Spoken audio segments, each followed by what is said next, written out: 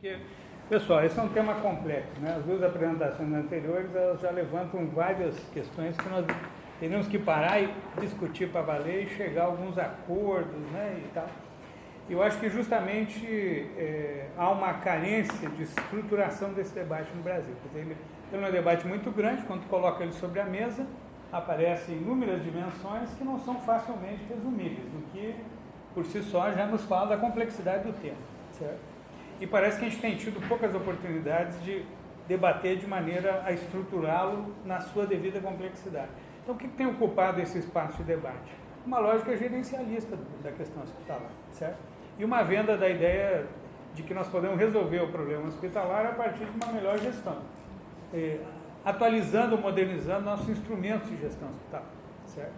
E aí eu me preocupo um pouco com o próprio papel desses hospitais via PROAD, né, por exemplo, que eles não explicitam na sua ação a complexidade da constituição dos projetos hospitalares e vendem questões instrumentais, né? E muita gente se nutre disso do ponto de vista do comércio, dessa lógica, né? A última coisa que está me irritando agora profundamente é essa venda do Lean, né? O Lean Sigma para... Então, agora é a panaceia. O Lean Sigma, o Ministério só quer projetos com Lean Sigma e tal. E assim como o SOS Emergência, quando apareceu a proposta, eu disse, vai dar merda, isso não vai funcionar. Lamentavelmente, eu tinha razão, não funcionou. Agora o Lean Sigma também, vão gastar uma grana boa num negócio que no fim não tem solução, porque não é uma solução pontual, né? Nós temos aqui um problema sistêmico complexo.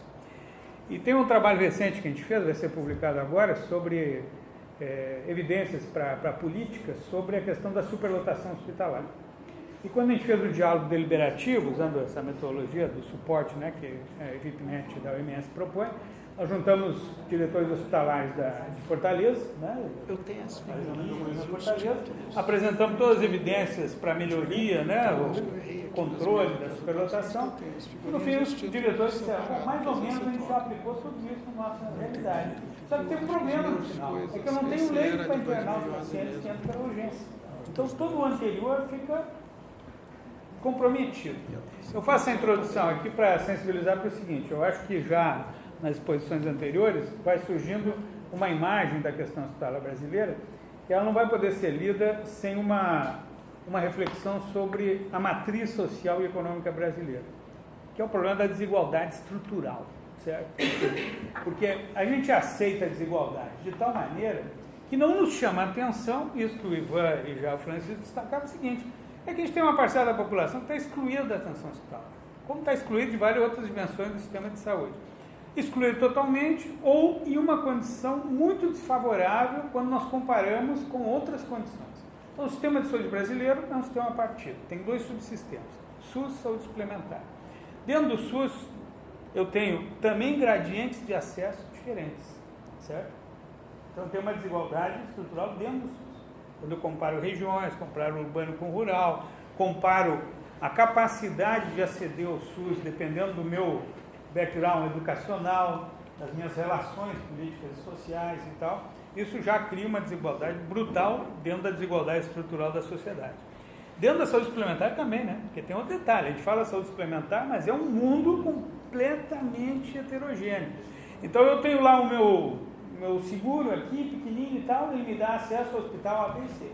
Agora eu tenho um puta de um seguro de alcance nacional, top, não sei o que, ele me dá acesso a toda uma gama de hospitais diferentes.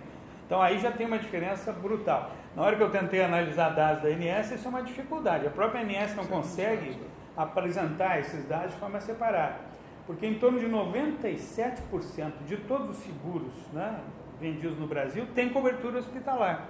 Só que aí vem o detalhe, para que tipo de hospital e qual é a amplitude, né, dessa atenção hospitalar proposta, porque isso é muito diferente, certo? Não quer dizer que eu tenho um seguro que me dá acesso ao hospital, eu posso escolher ir para o Albert Einstein, para o Sírio Libanês, não quiser, não sei o quê. Não, depende da natureza. E aí eu teria que estudar isso melhor, né, porque mesmo esse acesso que é diferenciado entre público SUS sem saúde suplementar, público que todos somos SUS mais saúde suplementar, eu teria ainda que fazer um gradiente de acessibilidade, né, conforme o tipo de plano, enfim, de apólice de seguro. Então aí tem uma dificuldade para a gente entender, mas é clara essa desigualdade. Portanto, a minha entrada nesse debate da política hospitalar, ela começa por uma visão de política sobre os direitos humanos e sociais aplicados no campo da saúde, certo? Ou seja, eu parto da premissa de que a discussão da oferta hospitalar brasileira, ela tem que ser feita em cima do que seria a orientação política dada por um sistema que se quer universal.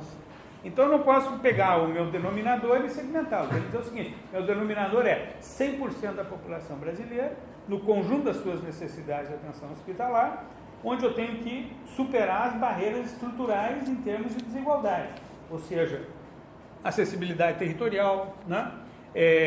Completude da resposta em relação a necessidades, o tempo para a assistência, foi relatado aqui, é muito importante. Não é possível colocar um cara que precisa de terapia intensiva numa ambulância e ele viajar 800 quilômetros para chegar na terapia intensiva que ele precisa, certo?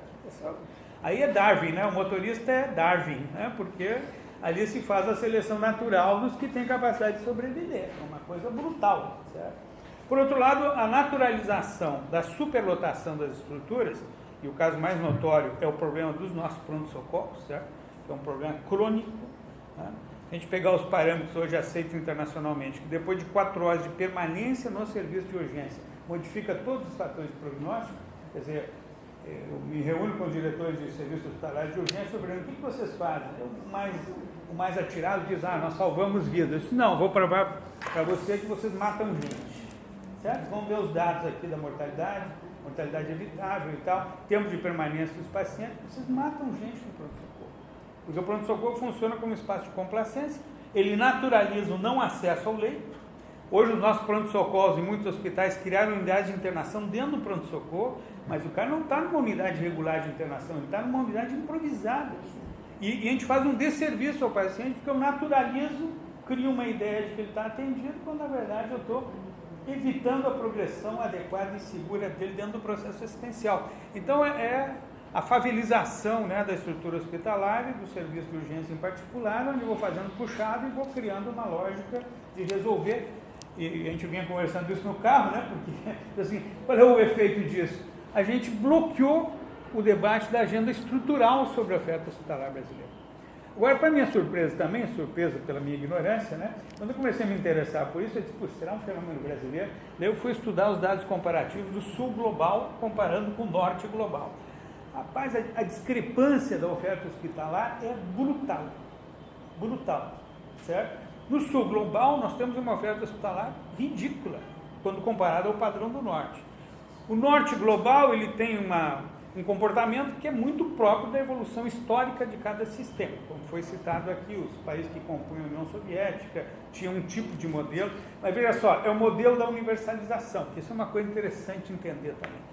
O que a gente olha hoje de sobre-oferta hospitalar no antigo território da União Soviética era uma premissa da presença universal em todo o território de unidades hospitalares, que podiam ser pequenas, médias ou grandes. E aí não havia um conceito da atenção primária como substitutiva dessa estrutura hospitalar. Isso é um conceito muito posterior. E essa dinâmica de presença territorial distribuída, que é uma coisa interessante para a gente pensar aqui no Brasil.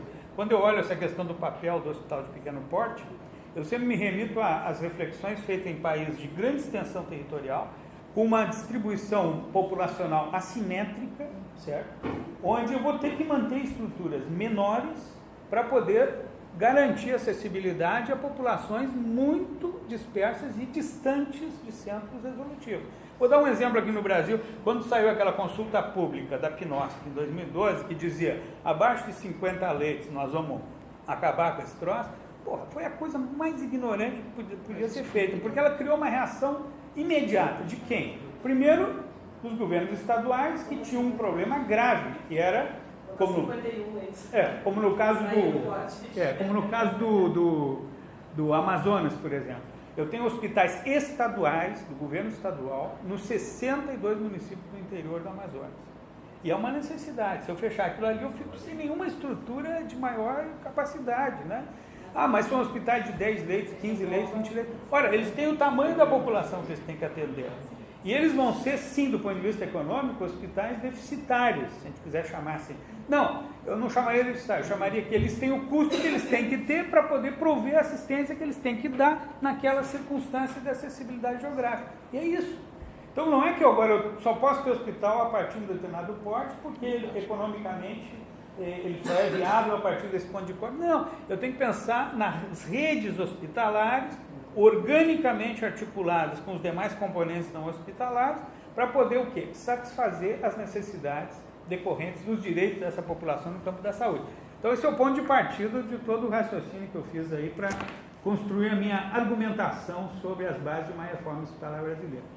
Então nessa perspectiva eu me fixei muito na questão das necessidades sociais e o dimensionamento e tipologia de leitos hospitalares e hospitais em um contexto de crise de acesso e qualidade, certo? Porque esse é o nosso contexto, e é um contexto crônico. Nós temos um problema de acesso grave e nós temos um problema de qualidade, em parte relacionado à própria ausência do acesso, ou à precariedade do acesso, e outro relacionado à própria forma de organização, né, da prestação do serviço e do controle do resultado assistencial. Aí a minha trajetória, eu já citei para vocês antes, eu comecei muito vinculado às estratégias de atenção primária, aprendi muito na experiência que tive lá nos primórdios no Ceará, na minha experiência que tive como dirigente estudantil também, que fui para Cuba, e no período que foi o início da reforma, né, do sistema de saúde cubano, a introdução da atenção primária. Aí já no meu mestrado, fiz um mestrado acadêmico na área de epidemiologia, então para mim é fundamental o enfoque populacional nesse processo. A gente não pode olhar a questão hospitalar só examinando a estrutura hospitalar. Eu tenho que entender a dinâmica populacional, certo? E uma coisa surpreendente, né, é que além da diminuição constante do estoque de leitos hospitalares no Brasil, de forma geral, desde 1992, né, o Chico tinha publicado isso num texto aí, desde 1992 a gente vem reduzindo sistematicamente os leitos hospitalares, estoque geral de leitos. Só que tem um detalhe, né, desde 1992 a população aumentou, continua crescendo a população brasileira, o ponto de inflexão de estabilidade deve ser lá por 2042, segundo o IBGE, e por outro lado, a aceleração do processo, né, de envelhecimento da população, o que muda completamente o padrão de consumo do serviço hospitalar, e numa velocidade explosiva dentro, né, da atual capacidade, né, de absorção. Então, quando eu vi na formação acadêmica lá na Federal de Pelotas, na área de epidemiologia de populações, isso me sensibiliza do ponto de vista da desigualdade e na projeção da dinâmica populacional. Então eu tenho que entender que qualquer planejamento na área da saúde eu tenho que projetar o consumo e a produção, para dar conta do consumo projetado, certo? Nós não costumamos fazer isso, quer dizer, é um negócio ausente nas nossas projeções, né? Então isso cria, a gente se surpreende do que não deveria surpreender-nos, que é uma pressão constante, né, da necessidade de consumo de serviços frente a uma oferta que avança numa velocidade muito inferior ou regride. E a outra questão que foi importante para mim, fiquei 13 anos na gestão municipal, né, em Porto Alegre, fui coordenador de planejamento 8 anos, coordenei a rede de urgência, fui adjunto do hospital de emergência e tal, fui entendendo também a dinâmica da totalidade sistêmica, né, quer dizer, que eu tenho um equilíbrio delicado. E a questão hospitalar, nós tivemos uma breve experiência na municipalização em que a gente assumiu um papel mais preponderante no planejamento e remuneração de todos os hospitais, sem exceção. Isso nos permitiu, por curto tempo, porque isso depois foi revertido pela política nacional, de ter uma capacidade de gestão da rede hospitalar a partir dos critérios de remuneração, controle, avaliação, né, regulação e tal. E aquilo me deixou realmente com uma percepção de que, ao retroceder a possibilidade de uma gestão mais integrada, que hoje eu localizo no âmbito estadual, concordando aqui, nós não podemos descentralizar a gestão hospitalar, porque senão a gente vai arrebentar o processo. Então, essa é uma função estadual precariamente exercida. Contava para o Flávio que uma das coisas que está registrada na minha tese também, eu peguei todos os organogramas para identificar onde estava a gestão hospitalar em todas as secretarias de Estado. Rapaz, é uma esculhambação extraordinária. O que é mais clássico é o seguinte: eu tenho 3 setores que lidam com os hospitais: administração direta, administração indireta e os contratos dos prestadores que não são nem OS nem de administração direta. Cada um desses setores desconhece soberanamente o outro. Então não tem um espaço de convergência para falar de política e gestão hospitalar integrada. A lógica é administrativa, são diferentes vínculos, diferentes setores. E não há discussão de integração de redes hospitalares. Isso que o Ivan reclamava aqui, pô, o hospital pequenininho solto lá, não tem ninguém que dê retaguarda a ele, não tem pai nem mãe, e quando ele precisa de alguma coisa, ele entra num circuito de regulação que é uma anomia total, né? Quer dizer, a regulação é um recurso último, reclamando uma intervenção de uma autoridade que, na verdade, não tem dente para aquilo, ele não pode morder, ele não... É incrível, né? A gente paga, mas não manda no sistema. O sistema tem uma lógica. Eu não sei por que a gente chama de autonomia, porque já é tudo autônomo, né? Cada um faz o que bem quer dentro do sistema. Esse é o problema, né? E os estudos críticos sobre a autonomia, me permitam esse parênteses, a avaliação na Europa diz que a autonomia dos hospitais não tem ganho real. Sabe o que teve ganho real na organização da atenção hospitalar? Foi fazer com que as autoridades territoriais da saúde passassem a ter assento nos conselhos diretores dos hospitais e levar para dentro dos hospitais a necessidade da integração sistêmica, porque os hospitais têm uma dinâmica em que eles se autorregulam, né? Porque os hospitais, inclusive, nasceram antes dos sistemas de saúde, e aqui no Brasil isso é notório, né?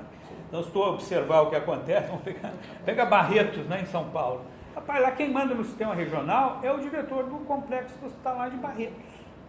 Certo? E não é assim nos outros lugares? É assim. Lá em Porto Alegre, pô, o vice-rei do Hospital de Clínicas, o vice-rei do Grupo Conceição, o vice-rei, porque são vice-reinatos. E eles mandam, eles inventam o negócio deles e tal. Eles, por educação, sentam com o gestor municipal, dizem, muito boa essa ideia e tal, vamos apoiar, mas na prática tem uma lógica que eles têm um peso tal na assistência que eles induzem comportamentos do processo assistencial. Tá? Então, essa questão toda, ela foi permitindo entender melhor sistemicamente, a partir da experiência municipal, a tensão atual que eu trabalhei sobre a função dos hospitais, da gestão hospitalar estadual, ou sua não gestão, e a fragilidade enorme do Estado Nacional em criar uma política de caráter estruturante. Então, quando fui me aproximando mais dos hospitais, passei por essa questão da urgência, da superlotação, para chegar, então, nessa reflexão sobre número e perfil, né, da oferta hospitalar brasileira, que foi a questão da minha tese. E aí eu me fixei nesse tema do número e tipo de leitos hospitalares para satisfazer as necessidades assistenciais da população brasileira, em todo o território nacional, com universalidade, integralidade e igualdade, tomando os elementos orientadores, né, do disposto na Constituição sobre o sistema de saúde. Então, isso me leva a pensar na definição tipológica dos hospitais, no conceito de redes e nas dimensões de tamanho da oferta que são necessárias aí. Não vou me deter nisso, aqui tem toda essa discussão sobre qual é a forma em que o hospital se insere no sistema de saúde, certo?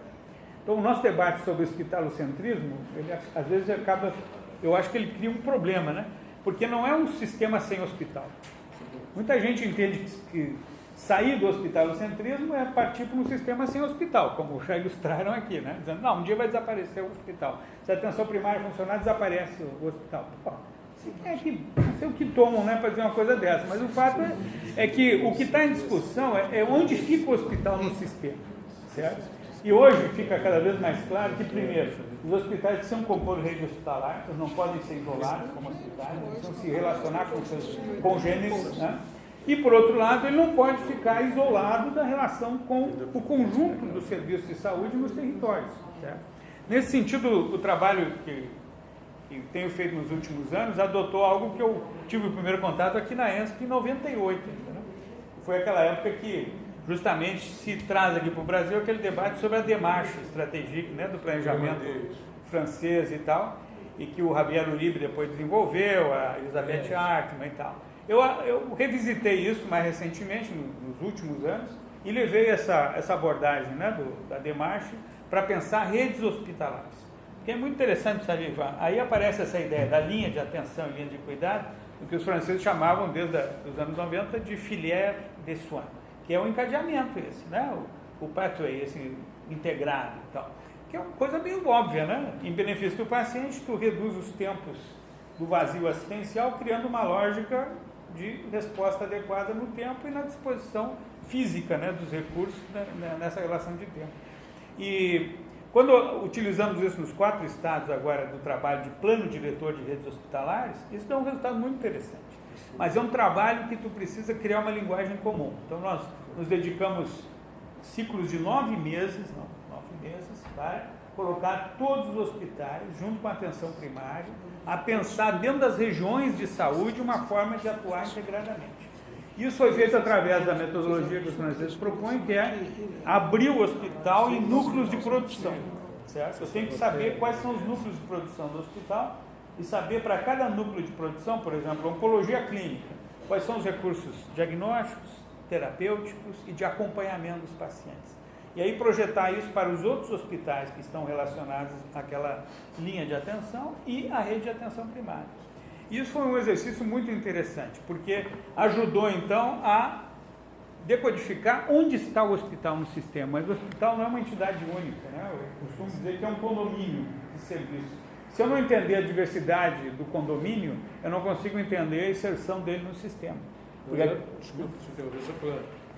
Enfim, na verdade você passou a trabalhar como unidade de análise, como objeto de aplicação da DEMARCH, a rede, não mais o hospital isolado. O hospital, e muito menos o serviço. Exatamente.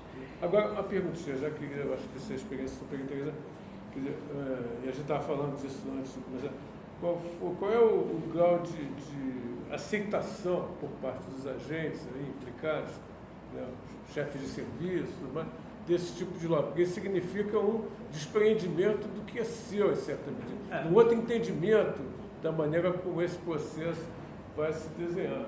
Ué, tudo que é complexo... Eu falo isso porque aqui nós temos casos conhecidíssimos desse tipo de coisa, dessa resistência pois é, a trabalhar como rede. A primeira coisa que me chamou a atenção nesse processo, me permitam um parênteses aqui, todo problema complexo exige uma explicação muito longa, né? Então, e nós não temos tempo hoje em dia, a gente está tão ocupado que a gente não tem tempo. Então, se a gente não começa a explicar melhor isso, vocês escutam o que eu estou dizendo e dizem, bom, isso tem sentido, não tem sentido?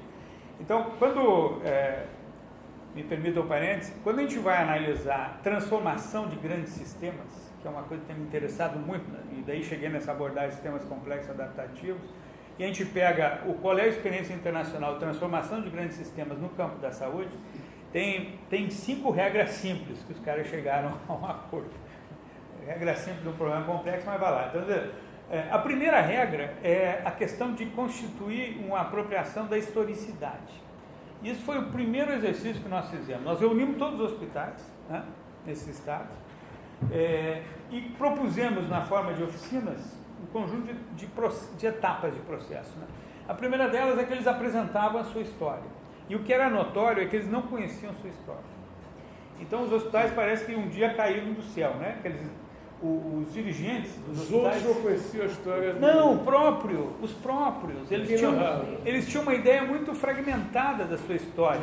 Era muito anedótica, não era política. Assim, por que se criou esse hospital? Com essas características. Vem cá, esses serviços que tem hoje eram os serviços existentes na primeira etapa da sua criação. O que transformou? Quais são os atores que têm maior poder na transformação dessa instituição? Opus Dei, como em muitos hospitais brasileiros Opus Dei, maçonaria, certo? Veja a complexidade que nós estamos falando do ponto de vista político. Aí o negócio não funciona mesmo. Então, quando tu faz ameaçados com isso, se vê ameaçados até com crise de identidade. Totalmente. Então, construir uma identidade projetada historicamente foi muito interessante, sabe? E nós recolhemos um material vasto aí que nós estamos agora organizando para publicar, porque é um negócio que não existe, está perdido. Os hospitais não conseguiam entender bem a sua origem. Por exemplo, Santas Casas, que são emblemáticas em certas regiões, que algumas se tornaram estruturas empresariais, né, muito dinâmicas, outras entraram num ciclo de decadência porque não conseguiram se inserir numa lógica, né, de empoderamento dentro do SUS e tal. Então tem uma diversidade de comportamentos. Então, quando a gente olha assim, falar os filantrópicos brasileiros, precisa de uma explicação longa, porque é completamente diferente o perfil do filantrópico grande, pequeno, em áreas urbanas de maior densidade, em pequenas cidades. É muito diferente, é um comportamento, né, muito diferente. E aí eu preciso entender isso dentro de contextos históricos específicos. Então, a primeira questão que a gente trabalhou, estava lá escrito nas bases da transformação de grandes sistemas, foi construir identidades históricas, para existir um diálogo que não fosse um diálogo superficial sobre as instituições hospitalares. Então foi uma coisa muito interessante. Segundo, que está também nas regras simples de transformação dos grandes sistemas, eu tenho que envolver os médicos, certo? Eu tenho que envolver os médicos. Isso não precisa estar na regra simples dos grandes sistemas, né? Qualquer. Mas nesse caso em particular, dos grandes sistemas de saúde, o poder médico é forte. Sim, claro. E como foi dito aqui, o problema é que a gente não dialoga com os médicos. E ao não dialogar com os médicos, a gente não se preocupa em criar estratégia em que os médicos participem. Então, usando a metodologia da Demarche, como forma de instrumentar isso, os núcleos de produção são essencialmente estruturas de prestação médica. Né? Isso não quer dizer que não estejam os outros profissionais ali, estão, mas o núcleo duro da organização dos núcleos de produção hospitalar são núcleos médicos. Ao trazer os médicos para eles se posicionarem sobre a natureza desses núcleos e a forma como eles se projetam em linhas de atenção, em linhas de cuidado sistêmicas, né, de caráter regional, tu extrai um conhecimento que só esse profissional tem. Na área de oncologia, por exemplo, nós fizemos, para dar um exemplo, no Espírito Santo, a gente reuniu os chefes médicos de todos os núcleos de produção em oncologia, das várias linhas de cuidado, e eles tinham um panorama sobre onde estavam os gargalos, né? Sobre as filas de espera que são invisíveis no sistema. Né? Eu me lembro de um outro caso de urologia, no Espírito Santo, em que a central reguladora tinha uma lista de espera de 57 pacientes em urologia. Aí, como estavam ali todos os chefes de núcleo de produção, o cara do hospital universitário parou e disse, olha, tem um problema aqui, porque na minha lista de espera do hospital universitário eu tenho 350 pacientes. Mas oficialmente tinha uma lista de 57 na espera. Certo? Porque o sistema funciona com vários núcleos, né, de articulação que não estão representados só na regulação, né, e tal. Eles estão distribuídos e os hospitais têm um poder real sobre isso, porque eles são os provedores. Né? Então as listas de espera vão se construindo por profissional, por serviço e tal, dentro dessa dinâmica. Então é muito interessante ver, não quero me estender sobre essa transformação de grandes sistemas, mas fala nas regras simples ainda complementarmente, a questão dos sistemas de informação para poder fazer avaliação constante das mudanças, né? E aferir se as mudanças estão beneficiando os pacientes ou não, porque esse é outro problema, né? Que a gente pouco avalia. E a questão de envolver familiares e os pacientes no processo de transformação, coisa que nós também não conseguimos fazer. E, por outro lado, toda a questão, então, da organização, né, em rede integrada como sendo um novo centro de constituição da gestão. Né? Quer dizer, um novo perfil da gestão no processo de transformação. Agora, voltando aqui à questão, então, da localização do hospital no sistema, isso a gente precisa discutir com mais clareza. Quer dizer, a dicotomia entre hospital e atenção primária, por exemplo, é uma coisa totalmente absurda, né? Aqui a questão da horizontalização do hospital no sistema ajuda bastante. Eu não vou entrar em tudo isso, já falamos aqui. O hospital tem um enorme peso no imaginário social, certo? Tentar vender um sistema de saúde sem hospital é muito complicado. No imaginário social isso não encontra parâmetro. A gente tem 30 anos tentando. Mas eu acho que a gente já tem evidência que não vai, né? O povo não vai comprar. E tem uma coisa muito curiosa, né? Quando a gente tem fala... experiência para paraquedista, não há evidência de que isso possa funcionar. Quando a gente fala num país tão desigual, o nosso discurso da deshospitalização ele é cínico, certo? Porque quanto mais recurso eu tenho, mais acesso eu tenho hoje ao hospital, à tecnologia que o hospital representa, o cuidado representa. E quando eu faço essa articulação, né, do ponto de vista da forma de prestar, digamos, a atenção, eu vendo uma coisa que tem mais benefício para aqueles que já estão melhor localizados no acesso. Porque eu digo, além do acesso ao hospital, eu vou humanizar, eu vou criar alternativas, né, e tal, e aí ele tem garantido aquilo e tem, além disso, as alternativas. Para os outros eu vendo o quê? Olha, como o hospital não é tão necessário assim, então vamos criar algumas alternativas de cuidado e tal, autocuidado. Talvez o elemento mais dramático nesse sentido seja o melhor em casa. Com todo respeito, esse é um negócio muito desigual. Hoje, os dados que eu tenho falam que nós já temos 120 mil pacientes em cuidado domiciliar, certo? Na chamada internação domiciliar. 120 mil pacientes. Não fizemos nada para criar instituições de longa permanência, de cuidado social e sanitário misto, né? Como fizeram outros países.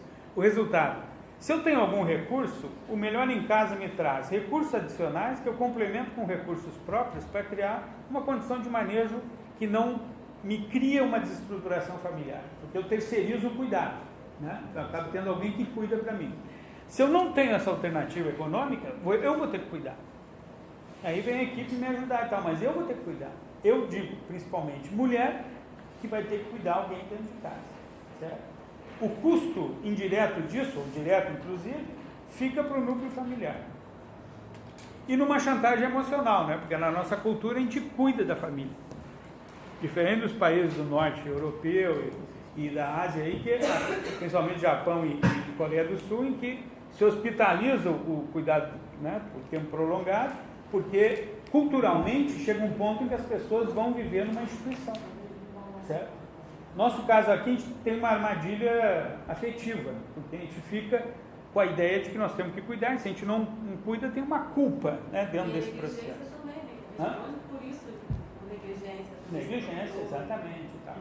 Então, é muito complicado, muito delicado isso. Portanto, a ideia da deshospitalização é uma tese falsa, na minha opinião, e que ela gera mais desigualdade hoje. Concretamente, desassiste, né, uma parcela da população que precisa de hospital e não consegue resolver isso dentro desse sistema dual que nós temos, né?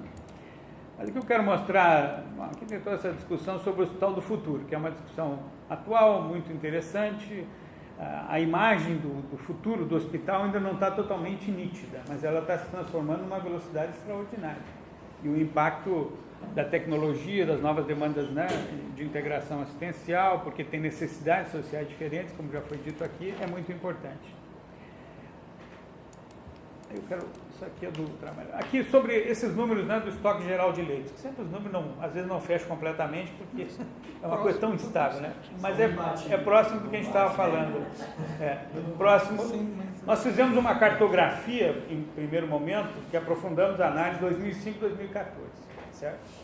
E veja só, aqui a questão geral é, primeiro, a redução geral do estoque de leitos, né? Ou estoque geral de leitos, que foi uma redução importante, né? Vê que nós passamos de 2,51 para 2,19 leitos por 1.000 habitantes, e no SUS essa é uma redução mais dramática, certo? De 1,92 para 1,56, e a última vez que eu verifiquei nós já andávamos por 1,48, certo?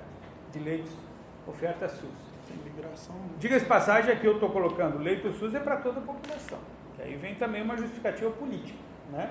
Eu não posso calcular leito SUS e dizer, não, calcula aí para 70%, porque o resto... isso não existe, né? Eu não posso fazer isso. Não, eu acho que existe.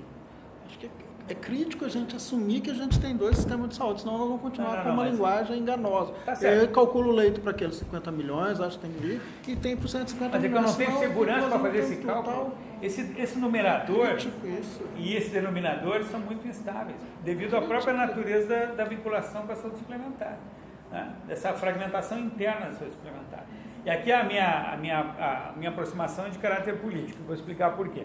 Eu coloco aqui para a totalidade da população, então eu tenho isso, o número reduzindo também de forma importante e tal. Esse estoque geral de leitos diminui num balanço crítico entre um aumento muito lento da oferta estatal, né? Nós tivemos nesse período aí 18 mil leitos criados dentro de hospitais públicos, estatais, né? Federais, estaduais e municipais, 18 mil leitos. Mas saíram leitos privados, filantrópicos ou não, 51 mil leitos no mesmo período. Certo? Então, sobretudo nos estabelecimentos com fins lucrativos. A gente fez... com fins lucrativos. Exatamente. Os filantrópicos foram 5.600 leitos que saíram no período. O resto era com fim lucrativo. Aí eu tenho que tirar 16 mil leitos que eram instituições de atenção em saúde mental. Clínicas grandes, hospitais de saúde mental, que foram desativados dentro do processo, né, da reforma psiquiátrica. E o restante é incorporado parcialmente na oferta da saúde suplementar, porque há um problema no trânsito. Quando eu transito o leito do SUS para a saúde suplementar, a exigência de hotelaria reduz o número de leitos também, né? E alguns fecham para também fazer um ajuste do tamanho da instituição para o tamanho da economia gerada dentro do exercício da atividade na saúde suplementar. Então, o fato é que eu tenho uma redução geral de estoque, né? O seu número total de leitos no país diminuiu e vem diminuindo constantemente, e dentro do SUS há uma migração ainda, né, que faz com que o balanço seja negativo dentro do SUS, também pelo fato da migração de leitos, né, para a saúde suplementar. Então, o que já é crítico se torna mais crítico. Mas eu fiz um outro tratamento aqui também no processo, que é, veja só, aqui no não SUS, eu tive nesse período estudado um aumento, né? Isso é o que chegou do outro lado, ao cruzar o rio ali, mais 18 mil leitos, certo? Eu comentei antes. Aqui a questão do tamanho, né? Os estabelecimentos, realmente nós temos ainda uma massa grande, né? Uma coisa importante que aconteceu foi que reduziu o número de leitos, mas aumentou o número de estabelecimentos no período. Quer dizer que o tamanho médio do hospital brasileiro continua caindo. Esse é um problema grave, certo? Porque aí, como tratamento, né, da situação. Aqui mostrando também que a performance, né, dos hospitais, do ponto de vista de número de AIH, do valor em total, né, de remuneração por essa atividade, e o valor médio da AIH, faz com que os hospitais com menos de 100 leitos tenham dificuldades muito maiores, né? 100 leitos, através de uma série de avaliações de performance, né, taxa de ocupação, taxa de mortalidade, etc, etc, mostra que a partir de 100 leitos, no universo de hospitais brasileiros, eu começo a ter uma performance mais virtuosa, certo? E não é apenas econômica, é também de desempenho técnico-assistencial. Sim, né? que porcento de recursos especialistas. E aí, utilizando esse critério, a partir da análise desses números, é que eu também fui tratando de aproximar a uma ideia de leitos efetivos. E aqui uma primeira questão importante que Ivan já tinha mostrado aqui. O tamanho médio aqui dos hospitais vinculados aos executivos estaduais é de mais de 100 leitos, em comparação com os municipais, que é em torno de 34, 35, né, que tinha ali na tua tabela. E em termos de número de leitos, aí tem uma pequena discrepância ali, mas é mais ou menos, né, mais ou menos parecido. Só que, como eu tenho um estabelecimento menor, a capacidade efetiva do leito municipal é menor. Você deveria assumir claramente a liderança do processo da estruturação hospitalar. Mas sabe o que está acontecendo, para o meu desespero? Os gestores estaduais estão querendo transferir os hospitais para os municípios. Então, estão municipalizando as estruturas, em alguns casos, né, nos hospitais menores, ou estão querendo criar uma outra forma, né, de relacionamento com os hospitais maiores, aí através de OCIPs, OS, etc., o que não necessariamente é ruim. Eu acho que a gente tem algumas experiências, e tenho acompanhado de perto a questão no estado do Pará, que tem um perfil virtuoso, né? Os hospitais regionais foram todos criados como figuras de OS e tem hoje um desempenho e um papel estruturante na região muito interessante, né, nas regiões que se instalaram. Agora, isso é um comportamento muito instável. Outros estados a performance não foi a esperada, então tem um problema, né? Mas o que eu quero colocar, sobretudo... Não, um gancho aí, mais um. Eu acho que esse exemplo aí, a gente fala uma coisa que a gente precisa tomar em consideração. Quer dizer, eu acho que nós podemos analisar os modelos de gestão, seja qual for, administração direta, fundação de apoio, ou os modelos privados, né? Podemos analisar as virtudes, os riscos, os potenciais que eles engendram, né? Mas o que você nos traz, e acho que se aplica a qualquer discussão que a gente trave aqui, é que, na verdade, a experiência concreta, ela pode variar muito, conforme as condições que estão reunidas naquele contexto. Então, qualquer discussão, qualquer manifestação que a gente tem aqui, que tem um cunho mais generalizante, né, sem tomar em consideração as condições concretas e contextuais sobre as quais aquilo se realiza, é preocupante. Eu acho que essa questão, e fico feliz de ouvir a sua observação sobre essa experiência no Pará. Essa questão se coloca num caso como esse, como se coloca também, vou já botar mais pimenta nessa comida que vai chegar para o almoço, na questão dos hospitais de pequeno porte. Assim como é burro, né, assim como não é inadequado pensar uma política de simplesmente fechamento desses hospitais, a gente também não tem sentido pensar que todos eles merecem, todos eles devam ficar abertos. Vão ter que ser analisados os casos, nas suas peculiaridades, né? Na sua região, na sua rede hospitalar. É por isso que nesse projeto do Plano Diretor de Redes Hospitalares, a gente não assumiu a priori uma definição disso. A gente foi trabalhar isso dentro das regiões de cada estado, porque ao criar esses coletivos, esse espaço público de debate do gestor, né, estadual, gestores municipais, com os hospitais de variados portes e afiliações e com a rede de atenção primária também presente, né, a gente começa a fazer o trabalho da carpintaria fina. E diz o seguinte: olha, esse hospital de pequeno porte aqui na região pode ser uma unidade de cuidado continuado e integrado para pacientes de longa permanência, porque isso é uma necessidade regional. E isso permite transformar aquela instituição em algo que agrega valor assistencial na região, evita o problema político, né? Qual é o prefeito que vai querer fechar o hospital do município? Ninguém vai querer fazer isso. Por mais que seja deficitário, é um problema político grave, né? E, por outro lado, cria uma dinâmica de necessidade populacional e reestruturação da oferta conforme essa necessidade. Então, vai criando um diálogo muito interessante.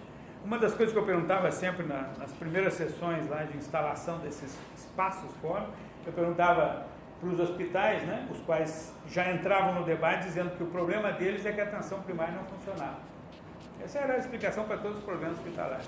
Aí eu perguntava, tá bem, mas me diga uma coisa, vocês, nos últimos 30 dias, quantas vezes se reuniram com a atenção primária para discutir esses problemas? Aí ficava aquele silêncio, né, total. Nos últimos 60, nos últimos 90, nos últimos 365, no último milênio, você discutiu? Não. Então, os caras falavam da atenção primária que eles desconheciam, né? E em seguida falavam mal dos outros hospitais que eles também não dialogavam. Então, esse negócio de rede no Brasil é uma quimera, não existe, né? Não tem rede assistencial.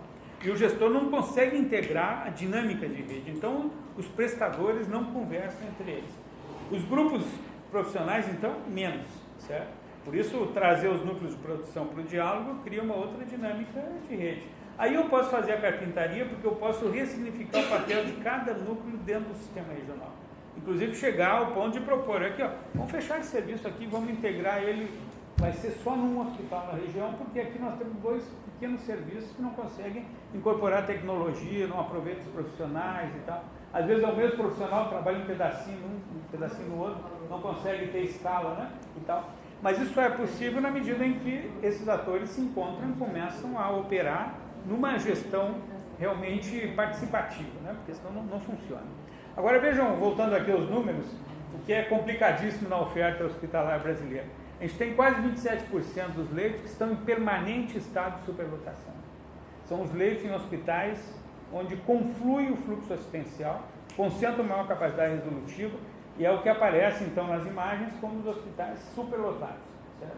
Mas eles são o equivalente a 27% dos leitos do sistema. A gente tem 17% apenas que estaria numa faixa que eu assumi como 70% a 85%, embora na Europa, durante muito tempo, se estressou a necessidade de que os hospitais tivessem uma taxa de ocupação, para mais, para menos, em torno de 85%, certo? Porque se eu tenho menos, eu estou mantendo uma estrutura inoperante. Se eu tenho mais, eu estou na antessala da superlotação. Então, esse ponto de equilíbrio, isso, por exemplo, na nossa agenda brasileira, nunca apareceu com clareza, certo? Com clareza, como meta organizacional do sistema. E tem 56% em condição de lotação abaixo do indicado, certo? Isso se torna mais dramático ainda. Nos 4 estados que trabalhamos, o Plano Diretor de Redes Hospitalares, nós fizemos censo hospitalar. Nós fomos nos hospitais contar os leitos para ver se aquilo que estava no QNES, né, era verdade. Não é. Sabe que a gente conseguiu cerca de 92% de coincidência no momento? Ou seja, não é tão ruim assim, certo? Tem altos e baixos, mas não é tão ruim. Quer dizer, para fins de política, né, do voo mais alto, da observação da dinâmica, serve. Só que nós não usamos esses dados, certo? A gente não usa isso crítica estrategicamente, né? Então, isso é um outro problema. Mas agora, o que eu queria destacar é que, quando nós fizemos isso nos 4 estados, Espírito Santo, Sergipe, Pará e Amazonas, quando a gente pega o número de AIHs, e aí classificamos a taxa de ocupação, média diária, nos 8 anos de estudo, por CIT, que é uma abordagem muito interessante para ver a dinâmica da ocupação. Sabe o que a gente descobriu? Que só tinha ocupação em 50% da oferta hospitalar. Só tinha 50% da capacidade hospitalar utilizada. Porque o que acontece? Essa condição de abaixo do indicado reflete um conjunto de hospitais que não tem o que oferecer. O paciente para hospitalizar lá tem que estar perfeitamente sadio. Certo?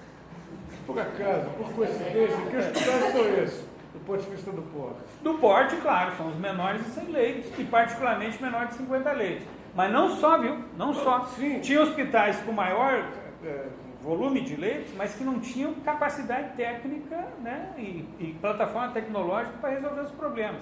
Porque quando eu faço análise da taxa de ocupação, está na outra apresentação aí, por CID, por grupos da CID, fica notório esse problema. Nós temos a oferta para alguns grupos da CID está hiperconcentrada em alguns hospitais, que é o que Ivan mostrava aqui, hemodinâmica. Onde é que tem hemodinâmica? Pô, em poucos hospitais, finalmente. Né? Uma necessidade que hoje é muito presente.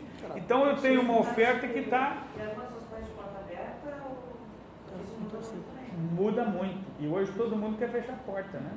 Quer dizer, aqui eu sempre digo para o pessoal, isso aqui é como uma piada aquela do cara que chega em casa e encontra a mulher com outro homem no sofá da sala.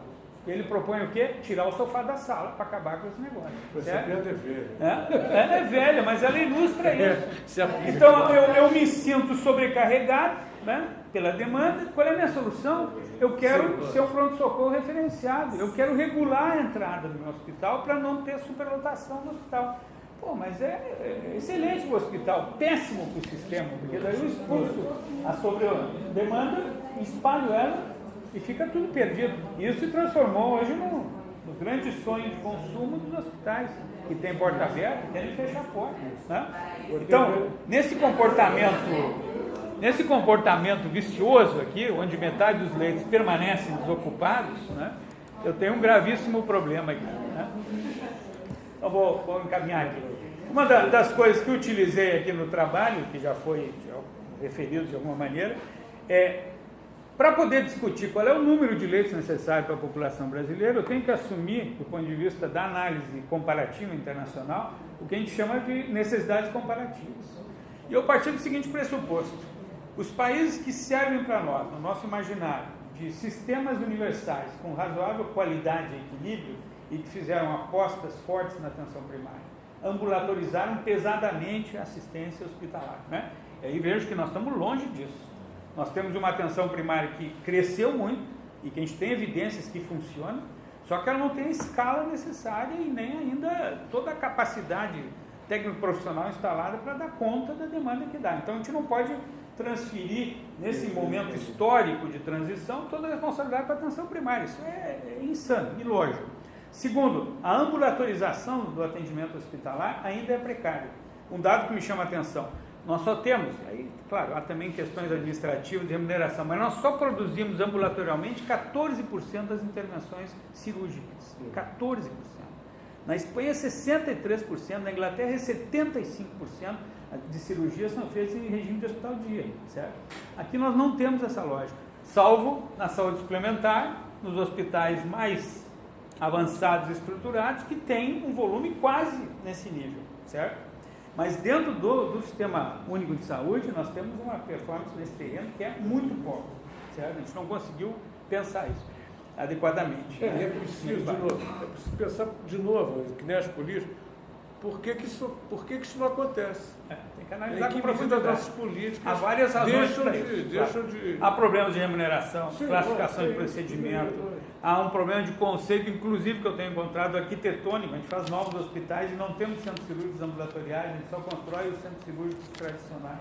Isso cria um problema. Eu levo para dentro do centro cirúrgico tradicional o procedimento ambulatorial. Isso é uma coisa, do ponto de vista técnico e econômico, descabida, mas continua se reproduzindo. Então tem que quebrar um pouco essa questão, né? Pois é, mas você exemplifica isso, trazendo uma gama de fatores que exigiriam, coisa que tem nos faltado, e você está fazendo isso, uma abordagem sistêmica. Totalmente. É Exatamente. isso que tem nos faltado, até por vezes na nossa análise. Exatamente. E aqui tem uma coisa muito interessante, na questão da análise comparativa. Então não existe uma fórmula que me diga tantos leitos por 1.000 habitantes. Não existe uma fórmula. A volta e meia alguém diz, o OMS diz, a OPS. Não, isso não existe. Não existe. O que eu tenho que tentar encontrar é elementos que, da necessidade comparativa, me ajudam a fazer uma reflexão sobre a necessidade brasileira e a forma de resolver isso. Posso ter um parâmetro que me diga tantos leitos por 1.000 habitantes? Posso ter. E aí eu posso me nutrir para isso do quê? Das evidências, da experiência histórica dos países para tentar construir esse parâmetro. Uma das coisas que chama atenção nessa análise comparativa, toda vez que o número de leitos, de agudos, se aproxima de 3 leitos por 1.000, tem crise de acesso nesses países que nós consideramos de melhor qualidade. Porque isso é uma coisa importante. A Inglaterra reduziu o leito drasticamente. Agora, vamos ler a história da crise do acesso hospitalar inglês que tem ocorrido nas últimas décadas. Há uma crise permanente na Inglaterra, certo? Então não é que reduziu e ficou tudo tranquilo. Não é verdade. No Canadá, idem, né? Em vários países europeus isso também aconteceu e tiveram que reabrir leitos, certo? Por quê? Porque foi também citado aqui, o Chico citava, tem uma coisa muito curiosa. Quando eu melhoro a atenção hospitalar ambulatorial, né? Que é ou seja, eu melhoro o cuidado ambulatorial do hospital e da rede de acompanhamento da atenção primária, o que acontece? Eu faço uma seleção do perfil que interna. Quem interna realmente é quem precisa de um atendimento muito mais complexo e mais prolongado. Eu aumento o tempo médio. Depois de um tempo que eu reduzo o tempo médio, historicamente falando, o tempo médio de permanência no leito, pela ambulatorização, etc. e tal, melhor cuidado, eu começo a criar uma espécie de viés de seleção, porque depois os que sobram para internar, eles começam a se tornar pacientes cada vez mais graves. E hoje já estão reabrindo leitos na Europa porque foi exagerado, né, em termos da conta. Essa questão na Inglaterra está na pau. Essa daí também é porque a gente tem um pressuposto que já é equivocado há 20 anos e tem evidência, não é mais opiniões sobre isso. Uma atenção primária eficiente não diminui as internações. A médio e longo prazo ela faz aumentar, é óbvio. Exatamente. Então isso é bem documentado. Então isso não é só ampliar o acesso. A médio e longo prazo, se você aumentou a longevidade, olha, você vai precisar mais na frente. A questão é quando o tempo. Mais na frente. Então tem causas evitáveis que às vezes você tem um impacto inicial, mas a médio e longo prazo, isso já é bem documentado, então, aumenta a necessidade, não diminui. A necessidade populacional, que o Ivan também citava. Antes, praticamente, qual era a sobrevida dos recém-nascidos com menos de 1 quilo? Então ele vinha até morria. Hoje essa criança nasce com 500 gramas, 600 gramas, e a gente mantém ela quantas semanas? 2 meses, 3 meses. Certo? E agora nós vamos dizer o seguinte, não, mas então não vamos mais fazer isso. Isso é irreversível, não tem mais conversa. Isso já é uma conquista da humanidade e vai ficar ali. Nós até podemos discutir a prematuridade, os fatores ambientais, tentar reduzir, né, a incidência e tal, mas nós não podemos, do ponto de vista social e ético, dizer, não, a partir de agora nós vamos ignorar essas crianças e a capacidade de recuperá-las e vamos excluí-las. Não tem mais essa. Então a incorporação, né, de conhecimento e capacidade de lidar com os problemas de saúde amplia e modifica as formas de oferta e consumo de serviço. Isso está claro. E são conquistas da humanidade. O nosso problema é a desigualdade no acesso a essas conquistas, que nós temos que estar muito presentes, muito atentos, né? Então, para mim foi muito interessante analisar essas necessidades comparativas e tentar construir um referencial. Eu construo na tese um argumento sobre onde estaria o parâmetro de satisfação de necessidades no Brasil. Mas aí tem uma questão muito interessante também, que é o resgate histórico, né? Sabe que nós já tivemos uma política hospitalar nesse país, no tempo do nosso conterrâneo Getúlio Vargas, certo? E foi uma coisa muito interessante. É o único momento da história brasileira em que tinha, dentro do conceito de desenvolvimento nacional, uma preocupação de construir uma oferta hospitalar em todo o território brasileiro. E sabe que, quando eu fui ler esse documento da época, eu fiquei surpreso, porque a primeira questão que se destacava nos documentos de política hospitalar é que tinha que atender a totalidade da população, mesmo num sistema que tinha uma vinculação com o sistema de seguridade social. Mas ele dizia o seguinte, só será admitido diferença na assistência para fins de hotelaria. Quem é contributivo no sistema de seguridade social vai ter quarto individual e tal.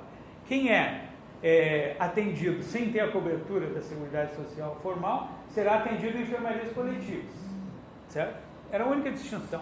Mas a projeção que fizeram, e veja só, isso foi em 41 e 42, se faz um censo hospitalar brasileiro, primeiro censo hospitalar brasileiro, se chega aos números, que vejo que estão ali, leitos gerais, 1,6 por 1.000 habitantes.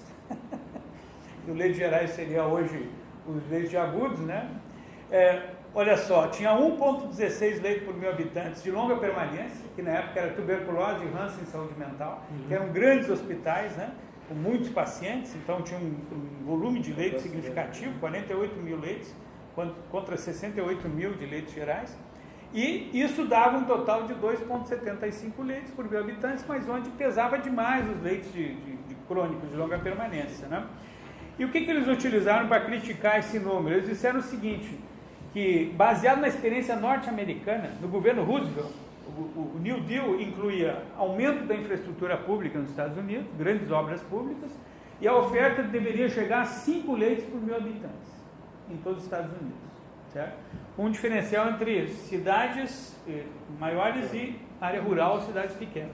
Para o interior era 2,5 leitos por 1.000, e para as cidades capitais maiores era 5,5 leitos por 1.000, porque concentrava boa parte da atenção especializada e tal. E eles pegaram esse parâmetro, né? E vieram para o Brasil e disseram o seguinte, olha, para chegar de 1 ponto pouco para 5 é um salto muito grande. Vamos criar 2 etapas. No primeiro decênio, chegar a 2,5 por 1.000. Aí criaram um Fundo Nacional de Financiamento para a expansão da infraestrutura hospitalar.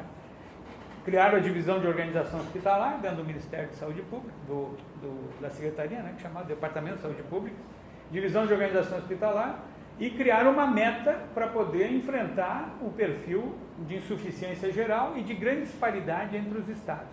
Se tu pegar aquela distinção que tu apontava de diferença entre os estados, eu estava comparando, é exatamente a mesma coisa. Chega a nossa matriz, voltando à sua fala, relembrando a sua fala. É incrível, né?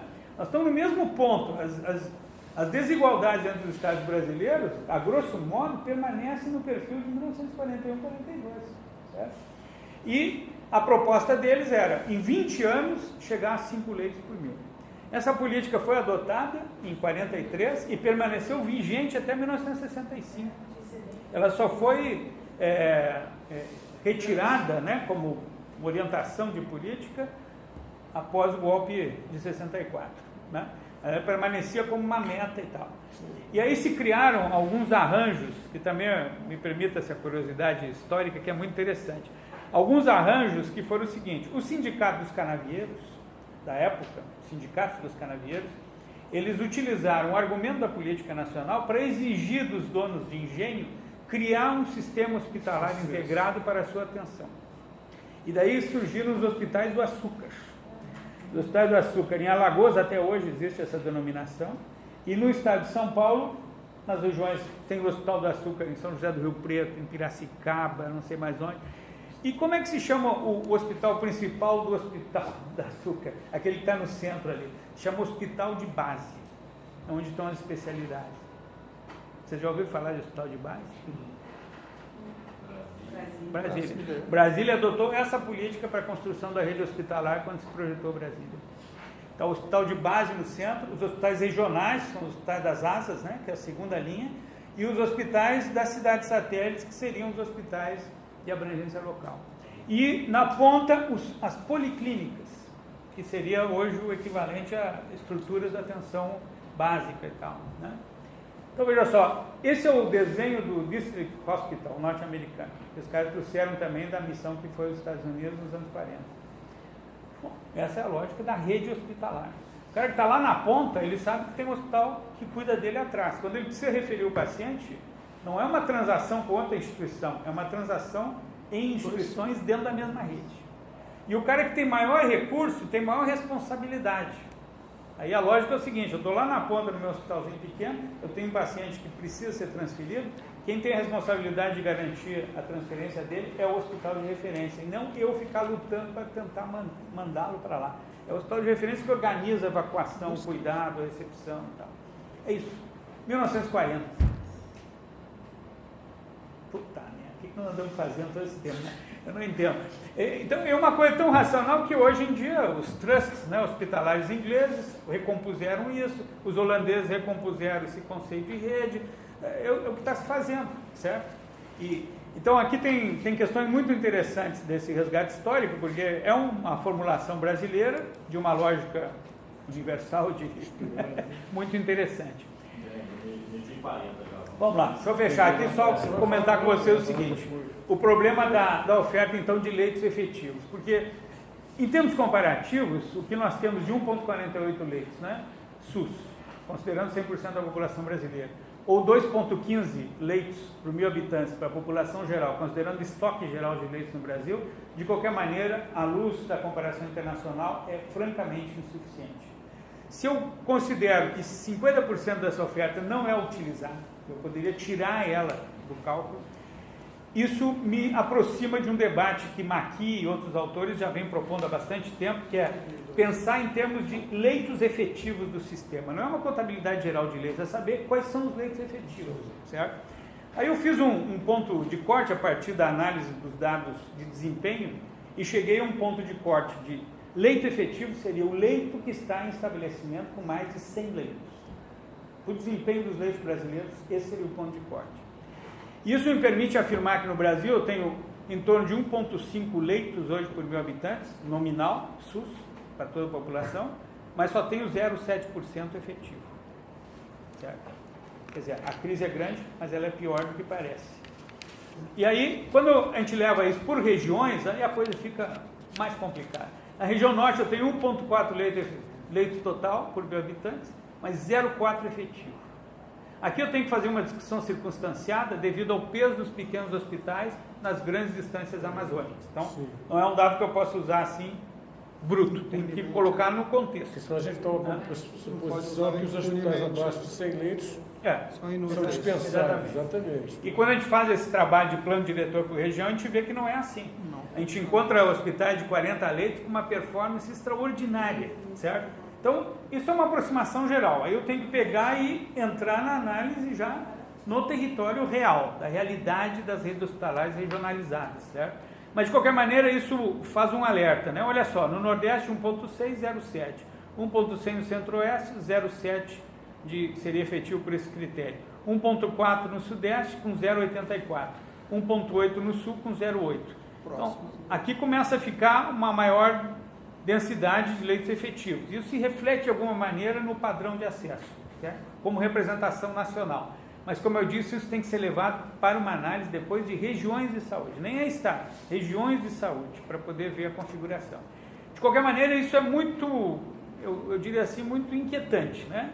Do ponto de vista do que pode ser uma análise mais crítica realmente do que é. E outra coisa que eu queria problematizar com vocês é o seguinte: eu peguei os perfis da oferta hospitalar por estado para tentar criar uma espécie de caracterização, né? Esse primeiro grupo aqui, veja só, Acre, Amazonas, Amapá, Roraima, Tocantins e Distrito Federal, são redes hospitalares fundamentalmente sob comando direto do gestor estadual. Porque a oferta de leitos, né, leitos efetivos e leitos gerais, pesa muito a presença do governo estadual. A rigor, aqui não há um problema de fragmentação no vínculo, né, dos hospitais. A maior parte, e a maior parte é mais de 70%, são leitos do governo estadual. Sim, públicos. Mas, por incrível que pareça, isso não melhora a organização geral do componente hospitalar. Ele continua sendo fragmentado, dissociado, confuso, entendeu? Mas, no entanto, esses estados aqui, a grosso modo, eles são sistemas hospitalares estatais, totalmente, ou quase totalmente estatais. Estatais e estaduais.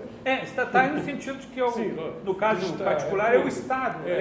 Total de leitos SUS, olha só, 89% no Acre, 70% no Amazonas, 84% no Amapá, 84% no Roraima, 68% no Tocantins, 87% no Distrito Federal, justamente derivado daquele planejamento que foi feito da rede hospitalar quando a criação de Brasília. Continua sendo preponderante isso, né? E quando eu vou a leitos efetivos, pelo critério de mais de 100 leitos, eu tenho 100%, 72%, 90%. Quer dizer, é muito importante do ponto de vista estratégico para um reordenamento e crescimento, né? O grupo 2 é um grupo que já diminui esse peso, mas ele continua sendo significativo em termos de leitos efetivos, né? E se eu combinar leitos efetivos municipais com estaduais e os federais, eu tenho uma maioria estatal que poderia reorganizar a oferta hospitalar, certo? A dependência daquele crédito é bem grande. Já no grupo 3 e 4, o peso do filantrópico e privado passa a ser muito importante, principalmente em leitos efetivos, ou seja, leitos em hospitais de maior porte. E aqui, veja só, tem coisas bastante curiosas, né? O Rio de Janeiro está aqui, certo? Santa Catarina, como é esperado, o próprio Pará. Alagoas. Né? Alagoas. Inesperados, vamos dizer assim. Exatamente. E olha só, o grupo 4 é o pior de todos, né? O grupo 4 nós temos um problema grave aqui de governo, né? Porque a dependência do filantrópico privado é monumental, né? Aqui está Goiás, Mato Grosso do Sul, Minas Gerais, Paraná e Rio Grande do Sul. Tá?